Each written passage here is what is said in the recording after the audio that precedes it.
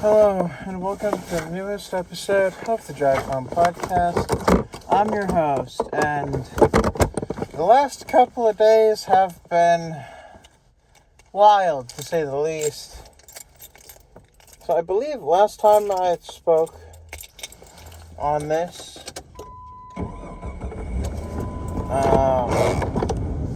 there was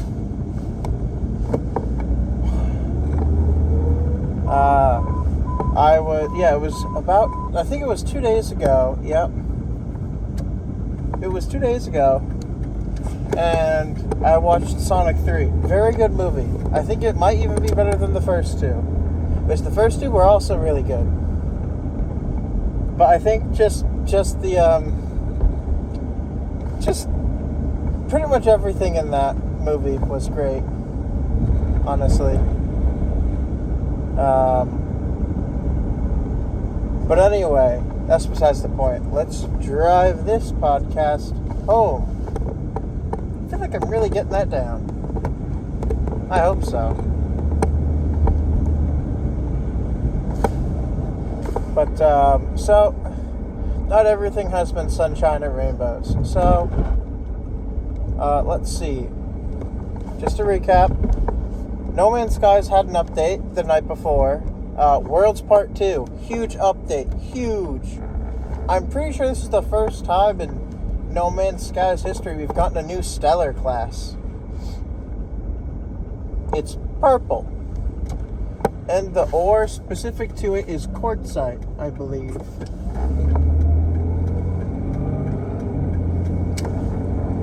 I say ore, or I guess element would be more accurate. I don't know.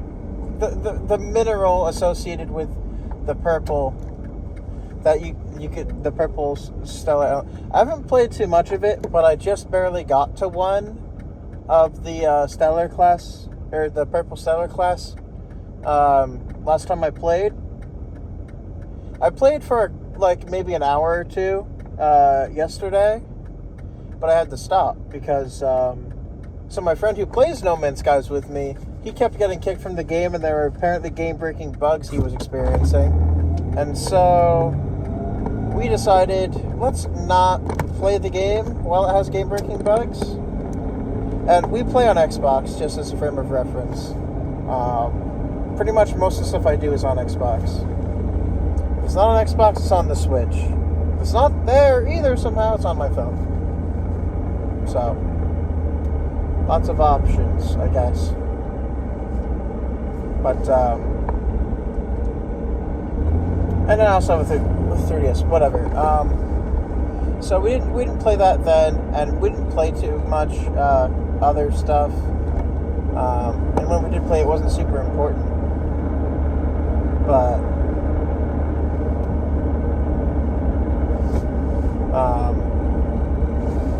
so, sorry, I just have to organize my thoughts because there's a lot. So, after we watched Sonic, we played some Persona 4. So in the group, we play Persona games for the most part. So we started playing Persona 5 because I've never played Persona 5. And I bought the Persona 5 Warriors game, which is Persona 5 Strikers. Which takes place post the events of Persona. So when Persona 5 Royale or whatever came out on the Xbox, I got it, and so we started playing that, but I have to lug my Xbox out, like my Xbox Series X out into the living room every time we do that, and my cable situation is not great for moving it. Like, my whole situation for stuff is not good if you want to move it. And so eventually my brother, he comes out and is like, hey, you want to play Persona 4 instead one of these times? And so we start doing Persona 4. And when we do play these Persona games, we turn the voice acting off, and whenever there's not like an in-game cutscene that gives them voices, we tend to... But we'll voice the characters, all of the lines, even the... sometimes we'll skip the more repeatable ones, but generally speaking, we're still towards the beginning of both of the games. But we've played more Persona 4 than we have 5 at this point. In Persona 5,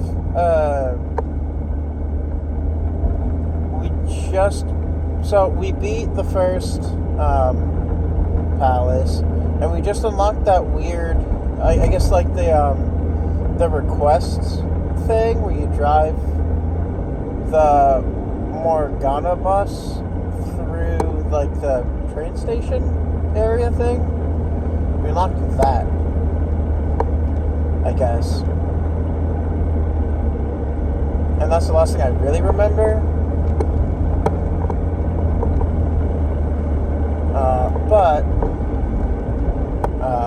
I suppose, from what I've been told, we're really close to getting to Yusuke, and I'm voicing Yusuke. And the only other character I've really voiced besides side characters, like the one-off, like, oh, brown-haired student or whatever, you know, number 50, is the bad guy from the first palace, which I believe my exact ideal for his voice, since I hadn't really heard it too much at all before, because I don't do anything with Persona. I did my not so great impression. It's pretty terrible because it's not really. It's just me imitating his voice. It's not me even trying on him. Anyway, it's Yoshikage Kira from JoJo's Bizarre Adventure. So whenever I would say his voice lines to get myself like to do his voice the way I do it, I would always start with like the Yoshikage Kira, like the copy paste thing. And it's like, hello, my name is Yoshikage Kira. I have a simple 39. I don't know, whatever his whole spiel is. I'll start by saying, hello, my name is Yoshikage Kira. I'll just say that, right? And that got my friends laughing because we always do stupid stuff when we play Persona. So honestly, I cannot tell you the name of what we named Joker in our playthrough on Persona 5, but let's just say his initials are PPP, and it goes blank Persona Parker the Third or Fifth. Actually, I don't remember. I think it's the 5th.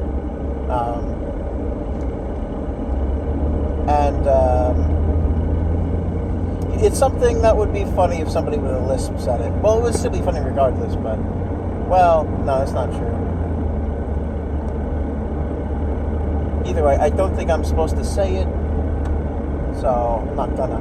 And in Persona 4, the main character's name, which I think it's...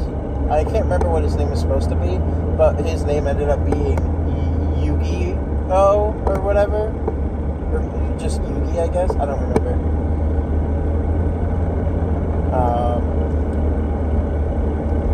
And so that's kind of funny. And in Persona 4, we've just gotten to... We're starting to interact with the character that I'm voicing. Well, another one of the characters that I'm voicing. So in Persona 4, I voice Dojima, and I'm also voicing the second castle owner, or whatever it's called. I forget his name. He's sort of like... He's like a punk. He's a punk, and he goes around and he beats bikers' gangs or something. That's all I really remember.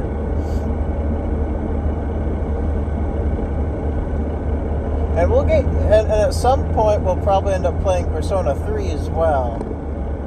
But when we play Persona 5, it's on my Xbox. When we play Persona 4, it's on my brother's, and we haven't started playing Persona 3 yet, so I don't know what that's going to be like. But I'm assuming we'll have to start up at some point.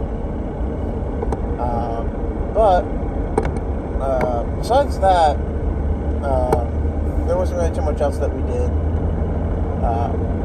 But no, yeah, Sonic 3, amazing movie. I can tell why people love this so much, and it's honestly, I think it's going to be in my top 10 movies of all time for like a long time, if not until I die. Unless if movies start like rapidly getting better. Like all of the movies ever just start shooting up in quality somehow. Which I doubt, but I mean, they could do Sonic 4. I mean, they are going to.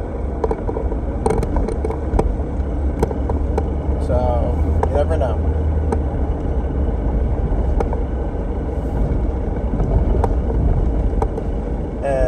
Anyway, so that was January 30th.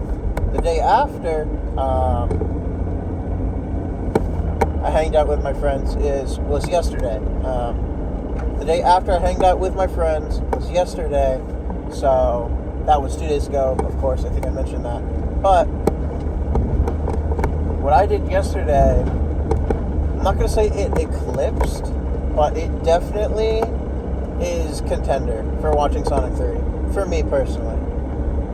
So, the sequel to I guess it's highly anticipated. I didn't know that many people knew about it, but I was super psyched for it. Came out yesterday on pretty much all platforms. PlayStation, Xbox, Switch, and I believe PC on Steam.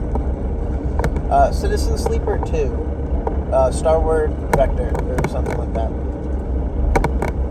And let me tell you, I love it so far.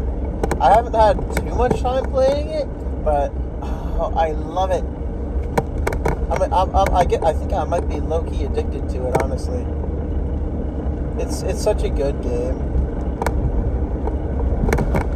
Like, I have to a little bit get used to some of the features. Like, I don't know if they'll add it in the future, but not being able to repair the little damage of your dice, like, at all, like, you have to wait for it to die and then you can repair it, really is annoying, if I'm being honest. And then, at some point, I did start over my save because I died once. And you get a permanent glitch dice when you die. Unless if you play on... the easy difficulty. And I was playing on the medium difficulty because I played the entirety of the first game. Like, I knew what I was doing. I knew what I was getting myself into. Kind of. Not really. I mean, enough, but... I know the gameplay loop. But I don't like, I hope at some point I can get the refresh ability.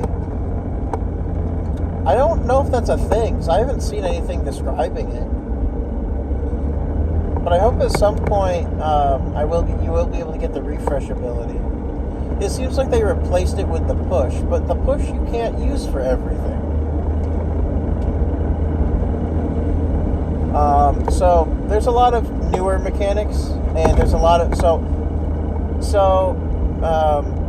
Citizen Sleeper it's semi-roguelike, but it's not too difficult to stay alive.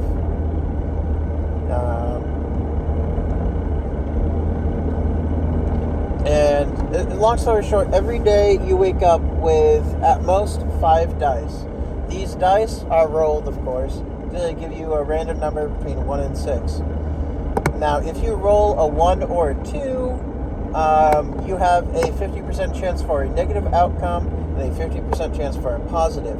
3 and 4 give you a 50% chance at a neutral outcome, a 25% positive and 25% negative chances for outcomes. And if you roll a 5, you get 50% positive, 50% neutral. Also, I can't remember if I said it correctly, so I will say it now. 1 and 2 are 50% negative, 50% neutral. If I said positive, that's wrong. And then if you have a 6, that is 100% positive. So, you roll for specific tasks or things throughout, like, the cycle, because Citizen Sleeper takes place in space. So instead of counting sun rotations, because you don't live on planets or go to planets at all.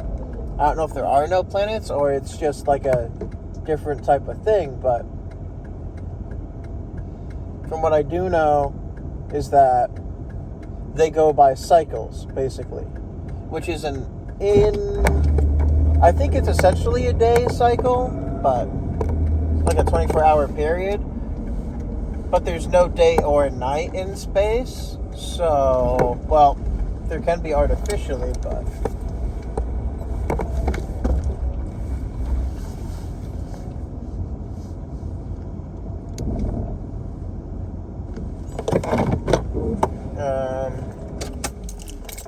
yeah. Yep. So, right. Yes. Citizen Sleeper.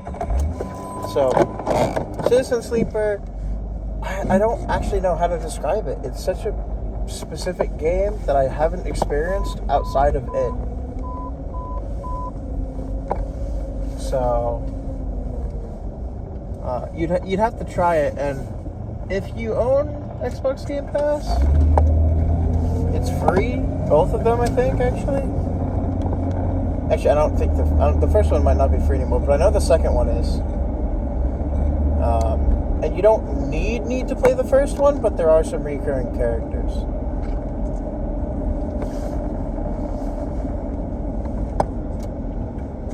Something I will say, though, is that I really like it. I'm low-key addicted, and it's such a good atmosphere. So, Oxenfree... Nope, that's the wrong game. Citizen Sleeper. So, Citizen Sleeper, the first one, is more about surviving alone, or, well, attempting while helping others. And your goal in the first game is to essentially get free, technically. Get truly free, and then